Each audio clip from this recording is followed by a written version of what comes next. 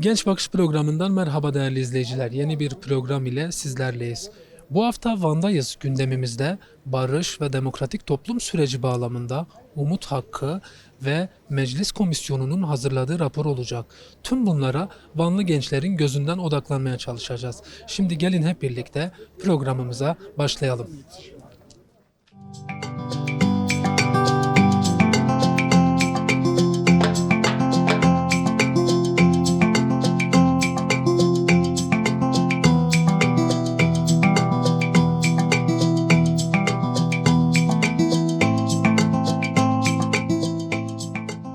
Siz barış ve demokratik toplum sürecini nasıl değerlendirmek istersiniz? Bir genç olarak sizin süreçten beklentiniz, talebiniz nedir?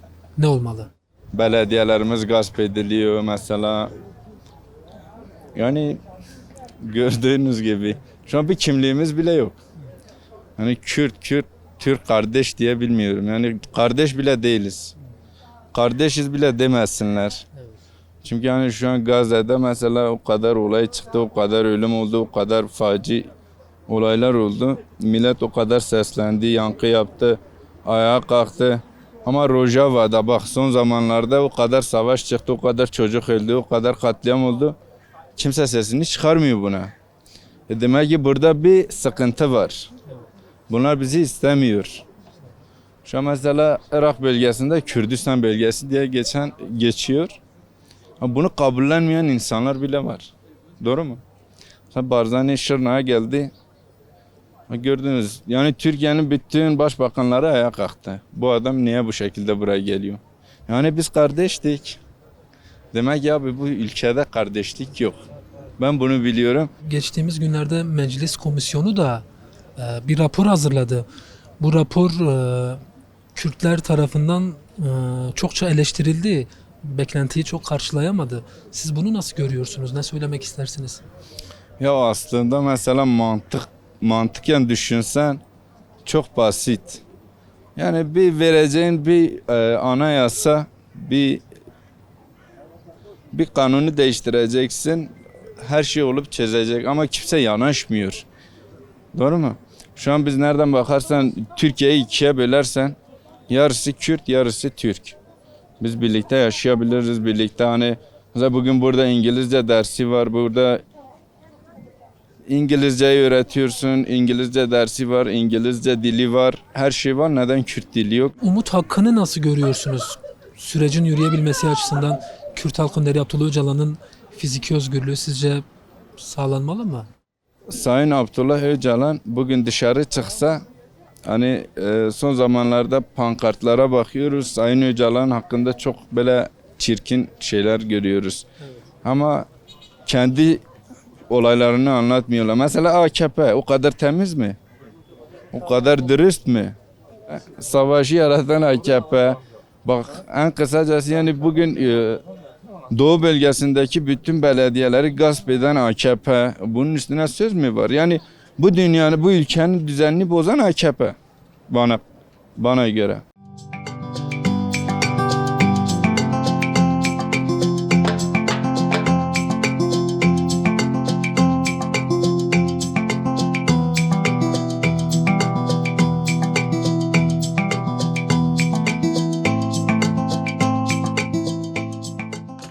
Barış ve demokratik toplum sürecini nasıl değerlendirirsiniz?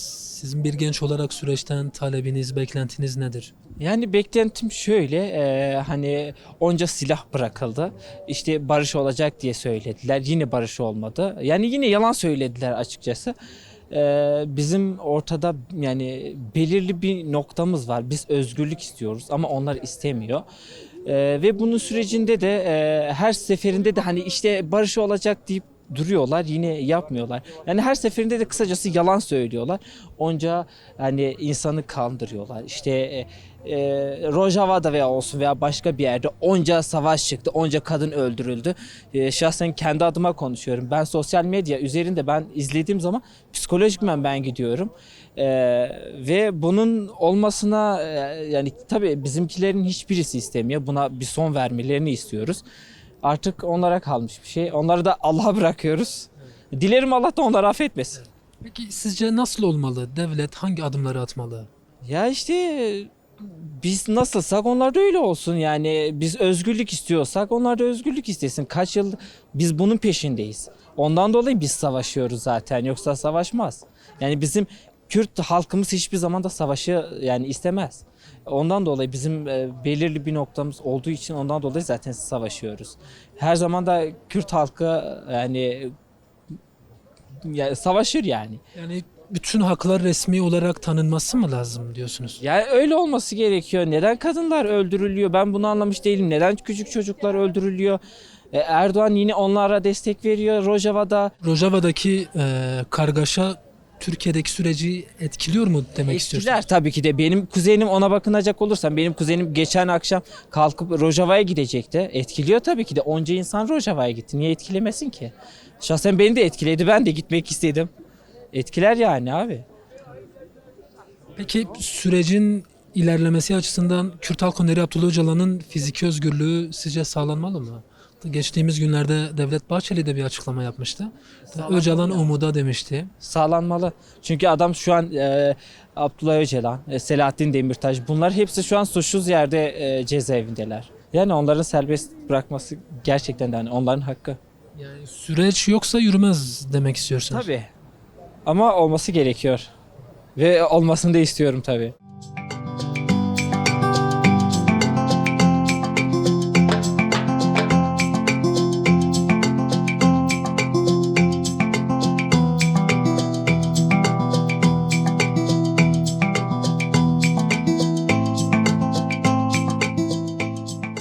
Vallahi bu süreç biraz zor. Yani nasıl zor olur? Çünkü yani gerçekten biz bunun farkına varıyoruz. Türk'ten bize kardeş olmaz. Yani ben bunu çok yerde de biliyorum, yani yaşadığımız bir olaylardır. Bu süreçte çok bedel de verdik buraya gelene kadar da. Yani biz her zaman zaten biz süreçten mesela barıştan yanayız, güzellikten yanayız. Ama ki bugün gündeme baktığımız zaman kendileri yani gündemden yana değil. Bu Kürt olarak biz her yerde dışlanıyoruz. Niye dışlanıyoruz? Biz insan değil miyiz? Dinimiz bir değil mi? Ümmetimiz bir değil mi? Hepsi bir. Ama şu an onlar bu süreçte yani eğer kardeş olarak görmüyorsa biz asla görmeyiz. Çünkü en doğal hakkımızdır. Yani bugün kendi ırkını inkar eden bizden değil. Ben kendi ne aslımı inkar ederim ne ırkımı inkar ederim. Yani bu süreç gerçekten çok zor bir süreçtir. Yani bedeller yine olacak. Muhakkak büyük bir bedeller yine olacak. Yani Allah yardımcımız olsun. Hayırlısı neyse olsun. Size göre halkların barışı nasıl sağlanır? Hadi halkların barışı nasıl sağlanır? Halkların barışı güzellikle, yani adaletli bir şekilde davranmakla, insanların hakkını ya da mahuriyetini gasp etmeyerek bir şekilde, doğruluk bir şekilde, dürüst bir şekilde, her şekilde o şekilde sağlanabilir. Eğer dürüstlük olursa, şayet Kürt-Türk ayrımı olmayarak ya da bir şeyleri muhakkak fayda etmemiz lazım ama güzellik olmadığı sürece hiçbir şekilde de barış biraz zor olur. Hoş nokta. Peki sürecin ilerleyebilmesi açısından Kürt Halk Önderi Abdullah Öcalan'ın fiziki özgürlüğü sağlanmalı mı sizce? Vallahi bence sağlanmalı. Çünkü bugün de yani bu sürece getiren, çok iyi bedel veren zaten önderimiz odur. Çok iyi bedeli o getirmiş, bu duruma kadar o getirmiş. Bugün biz böyle yani rahatsak da onların sayesinde rahatız. Çünkü onlar da bedel verdi. Yani nedir? O siyasi olarak, Kürt olarak bayağı bir bedel verdi bu duruma gelene kadar. Yani onun kararı tabii bizim her şeyden önce onun kararı bizim için önemlidir. Yani bugün biz Kürt olarak biriz.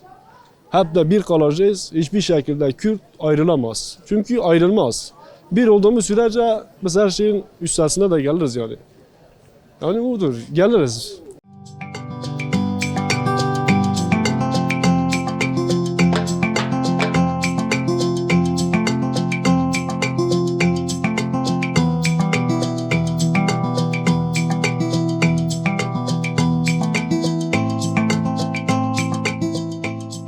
Barış olsa çok iyi olur ya.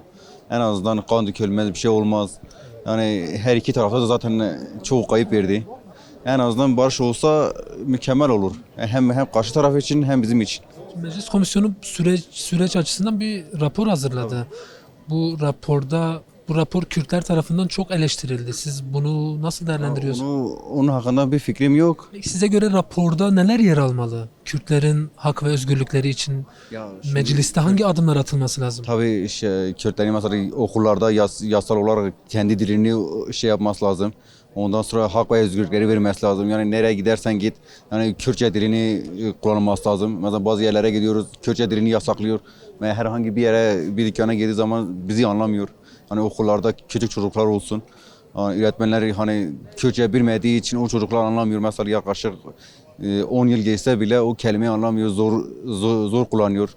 Yani hem çocuklar için hem öğretmenler için çok zor oluyor. Yani buradaki eğitim sistemiyle oradaki eğitim sistemi bir olmuyor. Yani Kürtler geride kalıyor. Oradakiler mesela küçükten bir ana dili olduğu için yüksek mevkilere geliyor ama Kürtler gelemiyor. Hep bu neden kaynaklı? Kürtçe dili ana dili olmadığı için. Yani herhangi bir ana dilde eğitim almadığı için oluyor bunlar. Maalesef ki böyle. Peki sürecin ilerlemesi açısından sizce Kürt halkı Öneri Abdullah Öcalan'ın serbest bırakılması gerekiyor mu? Tabii kesinlikle sonuçta bir Kürtlerin lideri. Yani bu süreci, bu şeyi hep onlar tarafından şey yapıldı. Yani serbest bırakılması gayet hiçbir şey makul yok hani. Kesinlikle serbest bırakılmalı. Öcalan da yani kolay bir adam değil. Sonuçta Kürtlerin şeyi her iki tarafı da şey yapıyor. Yani bilgili bir adam şey olması lazım. Yani yani Bahçeli şahsen sevmiyorum da ama şey olması lazım. Umut bağlanabilir. Peki gençlere böylesi bir süreçte gençlere nasıl sorumluluklar düşüyor? Sizce gençler ne tür sorumluluklar almalı? Hayır, gençler nasıl bir sorumluluk alması lazım? Kesinlikle okuması lazım. Bilinçlenmesi lazım. Yani bizim en Kürt gençlerinden dahi en güzeli bilinçlenmektir, okumaktır. Yani öyle bilinçlenmesi lazım. Hem okulsa, bilinçlense kendi hakkını da savunur, kendi dilini de savunur.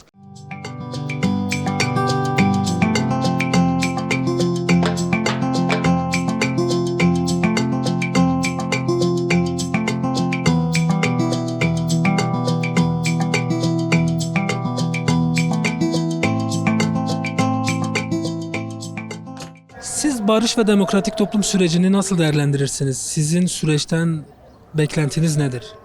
Önceki dönemlere göre şimdi bir sürece umutla bakıyoruz. Aslında AKP hükümetinin her şeyin elinde de aslında olumlu bir demokrasi, bir siyasi güç hepsi onların elinde. Onlar evet derse inan ki her şey olur. Bütün Türkiye için güzel bir gelecek için umarım her şey daha güzel olacak ama süreç bütün Türkiye için özellikle Kürt halkı için bu süreci el birliğiyle hem Kürt hem Türk arkadaşlarım ve kardeşlerimize sahip çıkmamız lazım bu barışa. Hiç bir zaman bu barışı farklı yönlere çekmememiz lazım ki geleceğe yani çocuklarımıza gelecek bir Türkiye için bu barış gerçekten çok önemlidir. Tabii ki buradaki Sayın Cumhurbaşkanımıza sesleniyoruz. Sen el atsan bu iş çözülür. Sen el atsan inan ki her şey çözülür bu barış için. İnşallah her şey için. Bu meclis komisyonu bir rapor hazırladı. Bu rapor beklentiyi karşılamadı. Siz bunu nasıl görüyorsunuz? Ne söylemek istersiniz? Rapora herhangi şu anda inan ki hiç bakmadım ama bu Kürt dili madem barışsa her şey olması gereken bunlardır. Bir Kürt dili olması gerekiyor. Kürtlerin resmi olarak tanınması lazım. Tabii Tüm ki. haklarının güvence altında. Madem bir barış süreci varsa bütün Kürt halkının her şeye hakkı ve dili de ırkı da buna işin dahildir. Söyleyeceklerim bu kadar. Bunlar nasıl olur? Sizce nasıl olur? Bunlar mecliste inan ki şu anda ne desem erken olur ama barışa dediğim gibi barış dediğince her şey olması lazım. Dili, Kürt halkının yöreseli, ırkı, bir ne bileyim bir Kürt'üm dediği zaman dışlamaması lazım. Barış her şey için vesile olur. İnşallah hayırlısıyla geleceğe de inşallah iyi olur. Peki sürecin ilerlemesi açısından Kürt Halk Önderi Abdullah Öcalan'ın fiziki özgürlüğü sizce önemli mi? Sürecin yürüyebilmesi açısından. Şu şekil önemli. Tabii Abdullah Öcalan bu sürece katkısı çoktur. Tabii ki bu süreci Abdullah Öcalan'ın süreci üzerine gidiyoruz. Tabii ki eminim hükümetle Sayın Abdullah Öcalan'la görüşüyor ve gereken neyse zaten görüştüğü için bu barış süreci ilerliyor. İnan ki bir dahaki Abdullah Öcalan'la görüştüğü zaman Kürt halkı dili ve her şeyi de dahil olacaktır. Umut hakkı da çok sıkça tartışılıyor. Hatta geçtiğimiz günlerde bir Bahçeli'nin de buna dönük bir açıklaması olmuştu. Yani sürecin daha sağlıklı yürüyebilmesi açısından Kürt Halk Önderi Abdullah Öcalan'ın fiziki özgürlüğü sağlanmalı diyorsunuz. Tabii ki. Yani Sayın Bahçeli de dediği gibi ilk dönemlerde Abdullah Öcalan'ı gerekirse mecliste olacak, gerekirse her şeye arkasındayım dedi. Ama arkasında da durması lazım. Bahçeli dediği gibi Sayın Abdullah Öcalan her koşulda Sayın Kürt halkı için inan ki güzel bir müzereke yapacaktır. Güzel bir demokrasi Kürt halkı için, bütün Türkiye için aslında güzel bir barış, kardeşlik içinde yaşayacağız inşallah.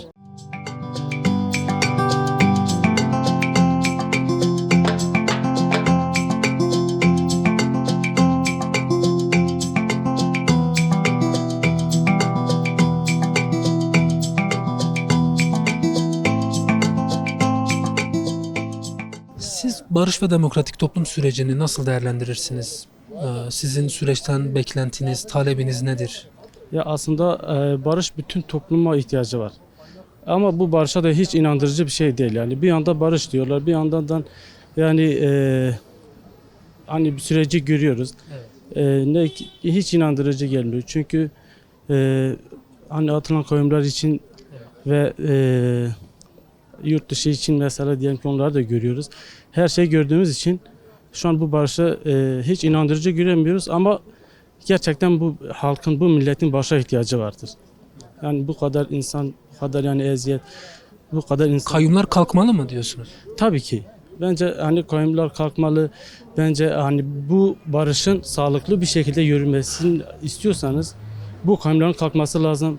Yani millet de bir hani kenetlenmeli bu millet artık hani asırlardır sürekli yani gerçekten bu kadar kan döküldü, bu kadar insanlar eziyet gördü. Yani bence artık analar ağlanmasın. Yani gerçekten bu halkın barışa ihtiyacı vardır. Onu diyorum. Geçtiğimiz günlerde meclis komisyonu da bir rapor hazırladı. Şimdi bu rapor beklentileri karşılamadı. Siz bunu nasıl görüyorsunuz? Ne söylemek istersiniz? Vallahi zaten söylenenlerden arkasından duramadıkları için gerçekten buradan yani bir icraat yok onu diyorum. O yüzden icraat olmadığı için sadece yani her şey sözden kalıyor. Teşekkür ederim. Sizce nasıl olmalı? Yani Şöyle bir şey olması lazım. Yani her söylenen sözlerin gerçekten arkasından durması lazım.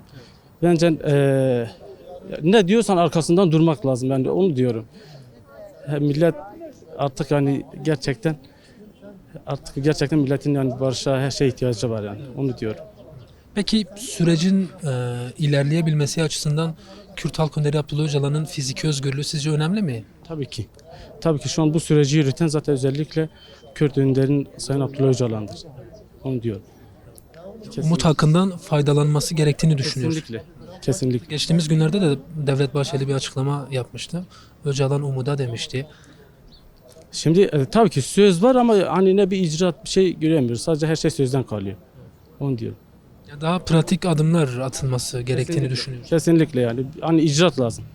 Her şey sözden kalmaması lazım.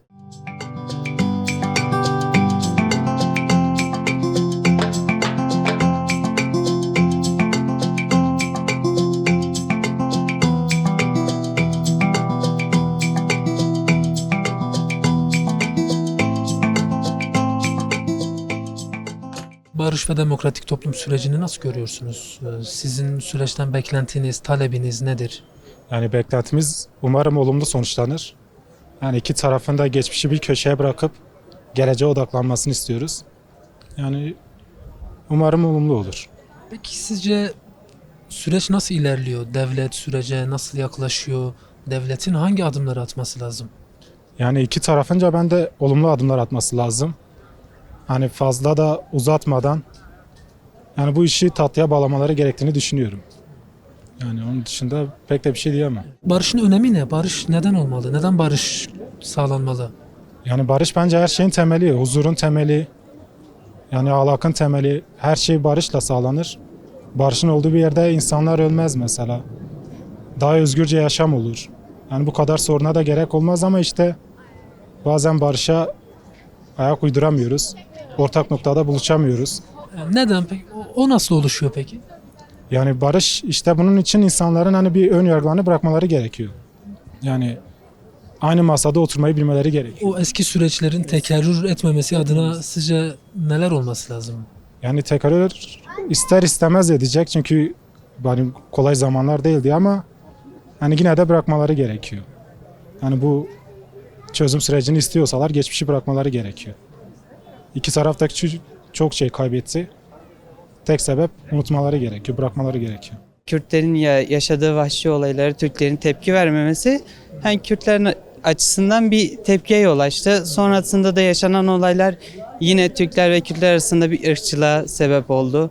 Ki arkadaşlarım yani uzak şehirlerde yaşayan arkadaşlarım üniversiteye gittiler. Orada yani Kürtlere karşı hala böyle olumsuz bir bakış açısı olduğunu söylüyorlar. Hani orada rahat rahat hani ben Kürdüm diyemiyorlar. Hani hala bir ırkçılığın devam ettiğini söyleyebilirim. Sizce tüm bunlar nasıl aşılır? Bunların aşılması için neler yapılmalı?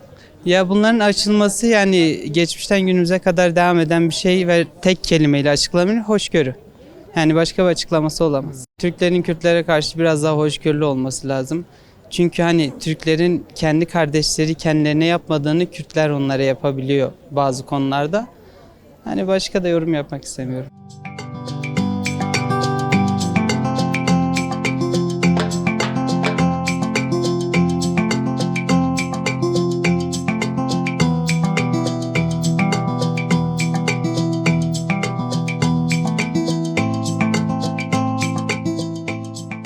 Sizin süreçten beklentileriniz, talepleriniz nelerdir? Ne söylemek Ya istersiniz? biz gençlerin önü bir az önce açılsın. Başka hiçbir şey istemiyoruz. Zaten gelecek kaygımız gitti. Evlilik desen gitti. Hani desen ki ileride bir yere atılacaksınız. Hayalleriniz var. Eskiden küçükken hayaller kuruyorduk. Şimdi o hayaller de artık yok. Hani hayallerimiz her şeyimiz elimizden aldı. Bari bu barış sürecinde bir şeyler yapılsın.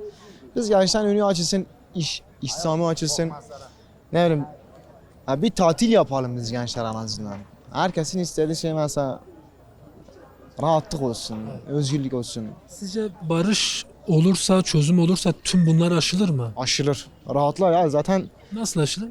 ya istişareyle aşılır, siyasetle aşılır. Yani kavgayla hiçbir şey aşılmaz zaten. Gürültüyle hiçbir şey aşılmaz. Mecliste zaten kavga desen had safhada. Bunların ilk önce meclisin kavga etmemesi lazım. Barış geleceği zaman ise kavga etmeyecek abi. İkili diyalogla herkes kim ne istiyor, beklentiler neler. Beklentiler karşılanacak ki barış süreci de direkt yola girecek. Öbür şekil girmez yoksa. Peki sizce devletin hangi adımları atması lazım?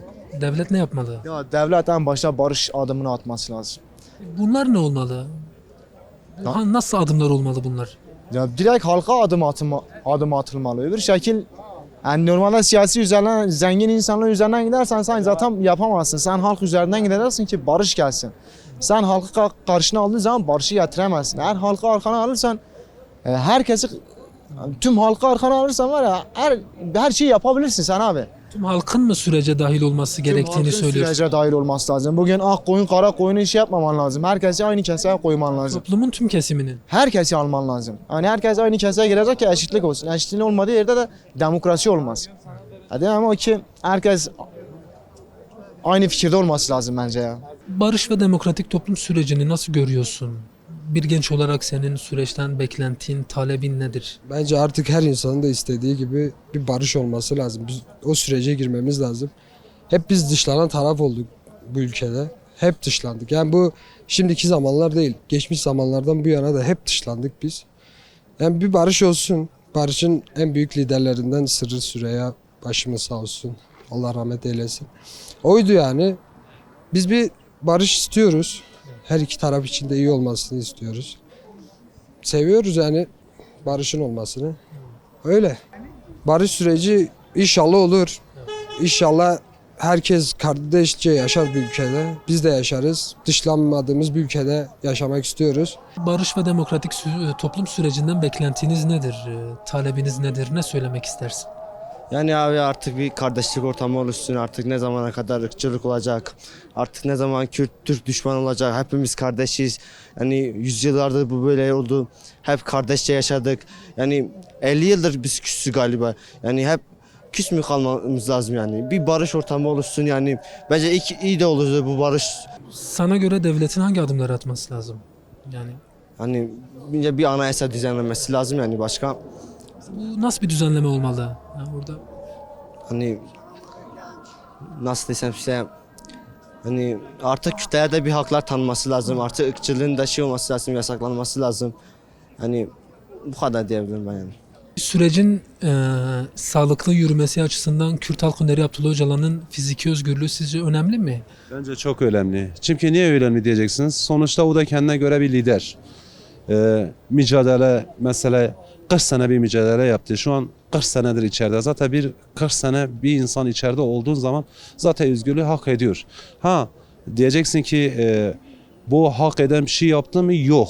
Sadece insanları mesela halkını, Kürt halkını şey ettiği için bence doğru bir şeydir.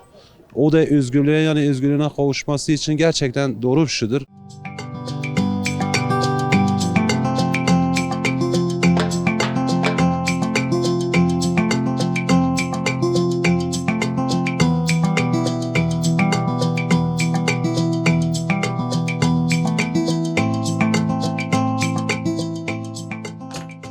Genç Bakış programının sonuna geldik. Mikrofonumuza konuşan gençler sürecin ilerleyebilmesi için Kürt Halk Önderi Abdullah Öcalan'ın bir an önce fiziki özgürlüğüne kavuşması gerektiğini söylediler.